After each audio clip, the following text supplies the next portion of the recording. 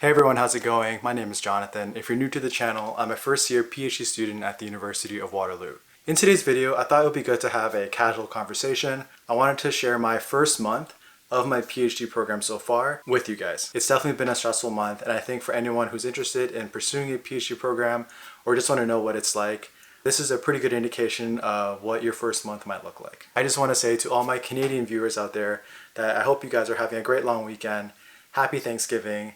And to all the students out there, I have reading week next week, and I hope you guys are going to be enjoying your reading week for this year. It's a great time for me to catch up in all my work. Definitely take a little bit of a breather after that first month. So if you're a student and you have reading week next week, I hope you guys make the most of it. Now, before we jump into the video, just to keep things a little bit interesting, I'm going to be throwing in a bunch of clips of this past weekend that I just had. I was in Toronto taking a walk along the waterfront with my girlfriend, so I thought I'd just throw in some footage there just to keep things visually entertaining. So the first thing that I want to talk about are my courses. So in my PhD program, I'm only taking 3 courses for this semester. I'm taking an Introduction to Accounting Research seminar. I'm also taking Microeconomic Theory, and then I'm also taking Econometric Theory.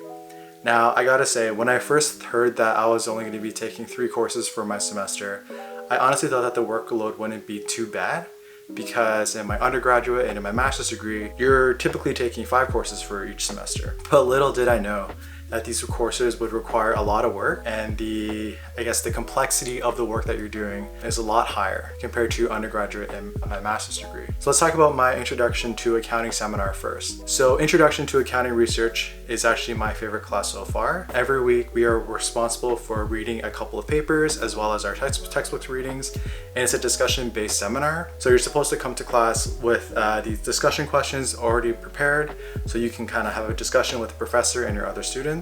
There's only 3 other students in the class, so you can't really hide behind, the keeners in the class to answer all the questions. You have to come prepared and make a meaningful contribution. And the type of stuff that we read is pretty interesting. So we're learning about, how to do research in general, what are the different things that researchers need to look out for, what is good research, what is bad research. And from a more accounting perspective, we read a couple papers per week. And within each paper, we're trying to tackle a certain type of topic. Right now, we're doing a lot of validity stuff. So we're looking at internal validity, external validity, statistical conclusion validity, and there's one more which is eluding my brain right now. But reading those papers, you kind of get to see what are the different topic areas within accounting research, which I think is really interesting. You also get to see how other researchers are taking their research questions and operationalizing them into some sort of experiment, or like how do they actually collect the data that they need to answer that research question. So that has definitely been a very interesting class so far. I would say the thing that requires the most time from that class is definitely the readings, because these papers are long and it's not something that you can really skim. When you're reading research papers, you definitely have to really pay attention to every sentence, because I feel like every section of the paper has some sort of implication, and when you're missing on those implications, then it's kind of hard to get involved in the discussion in the lecture. But in addition to that, we also have these written assignments that we need to submit every week. Written assignments do take a lot of time. They're typically open-ended questions about the paper themselves or about some sort of concept within research that we're learning about, and they do require a lot of thought. It's not as simple as looking through the passage and finding that 1 or 2 lines that pretty much gives you the answer.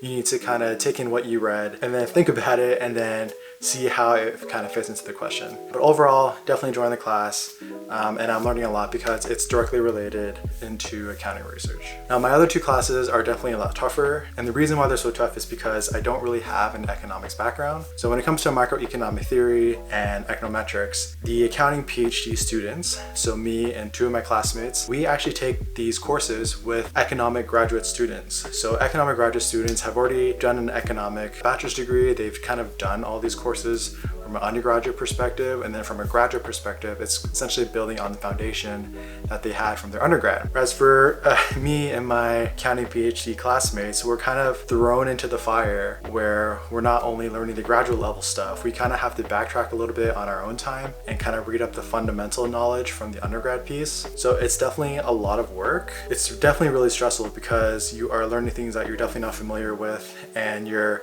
economic class that you took in your first year is is really not relatable to the material that we're learning right now. And I will say that the delivery of these courses is a little bit interesting. So for example, my microeconomic class, so there's no formal lecture.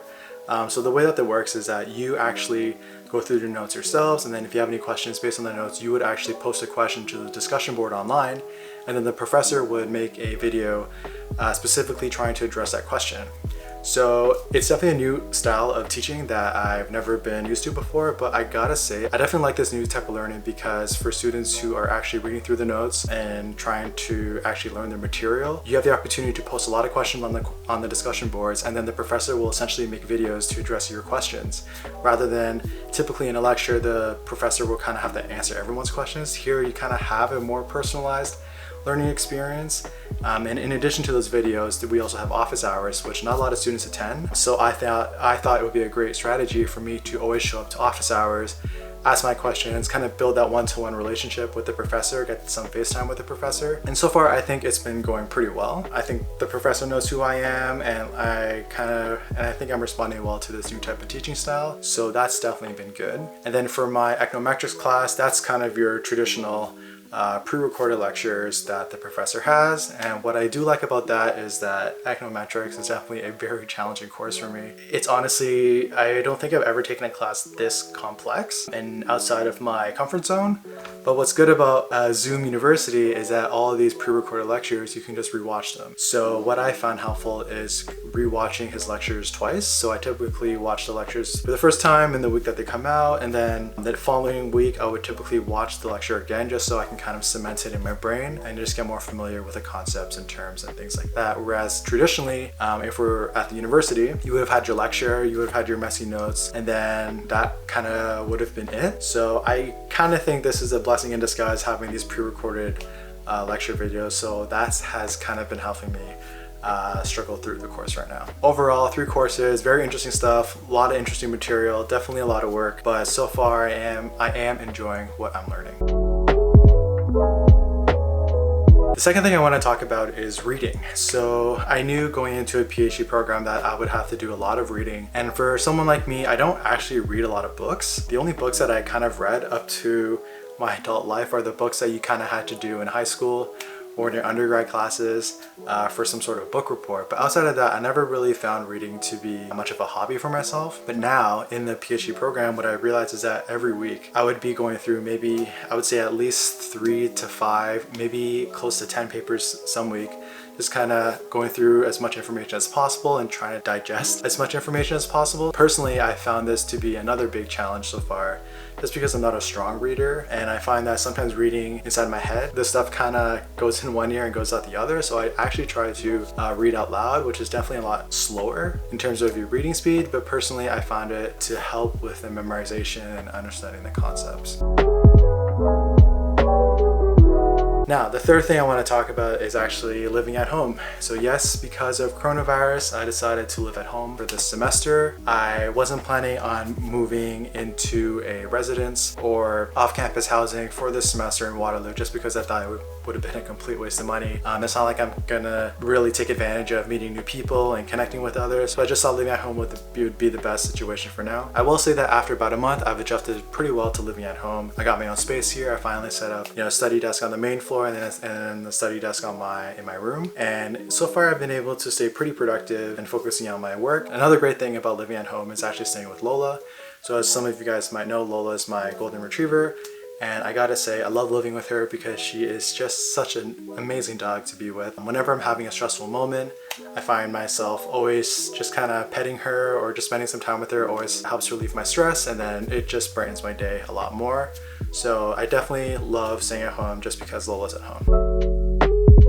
And speaking on the note, stress. So yes, everybody knows that school can be stressful, and I will say for this first month, I've definitely had my fair bit of stress, just because I've definitely had some moments where I felt that it's a lot of work and it's a lot of learning and it's a lot of stress for one individual. I think when it comes to a doctoral degree, you really get to realize how little of the subject you really know. It's crazy. You feel that after doing your undergraduate and then your master's degree, you feel like you kind of have this, great foundation of knowledge. But then when you go into that PhD level, you realize that there's this whole new door of stuff that you never even touched as an undergraduate or master's student. And then the expectation there is for you to kind of learn this material. It does get pretty stressful from time to time. So I think for me, what I've been trying to tell myself, I guess what I've been trying to remind myself is that, you know, this is just the first month. As long as you're making some sort of progress and as long as you're kind of heading in the right direction, then that's all you can really ask for from yourself. I think as long as I give it my 110%,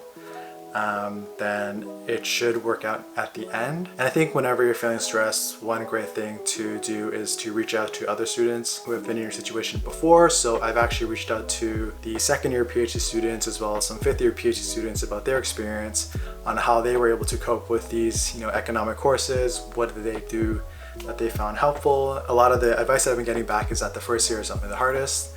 You're gonna feel swamped, you're gonna feel overwhelmed, but as long as you keep pushing through, you should be okay. So I'm just gonna keep reminding myself that, and hopefully things will turn out well for my first semester. Now, the last thing I want to talk about is relieving stress. And I think for me, the best way to relieve stress is to hang out with my friends, virtually of course. So I have a great group of guys that I hang out with as much as I can. Obviously not as much as I could before, but I try to sneak in some Warzone games with them probably every 3 or 4 days, definitely a little bit on the weekends. And it's just a great way to kind of forget about school, just have some fun, kill some people online. And I think those moments of spending time with them have definitely been helping me push through this first month. And the last thing I want to talk about is just a bit about my girlfriend. So she has been very supportive of this whole journey, especially when I complain about the workload or if I'm making the right decision. She has always been supportive of this decision, 110%. And actually visiting her and going to Toronto on the weekends is actually a great way to relieve stress and just kind of, you know, step away from the PhD environment as a whole. So overall, that's kind of a glimpse into the first month of my PhD. It's a beginning to an exciting chapter of my life. It's definitely really stressful, but I definitely think I have the support system in place to help me be successful, at least for the first semester. So hopefully you guys enjoyed that video. If you guys have any questions on what it's like to be a PhD student or even learning accounting in Canada, then definitely leave a comment in the comment section below. Once again, I hope everyone has a great long weekend. Happy Thanksgiving. And to all the students out there, definitely make the most out of your reading week because this semester is going to be a long one. If you like this content, then definitely consider subscribing, hit that thumbs up button, and hit that notification bell so you'll be notified of my future YouTube videos. Thank you, and I'll see you in the next one.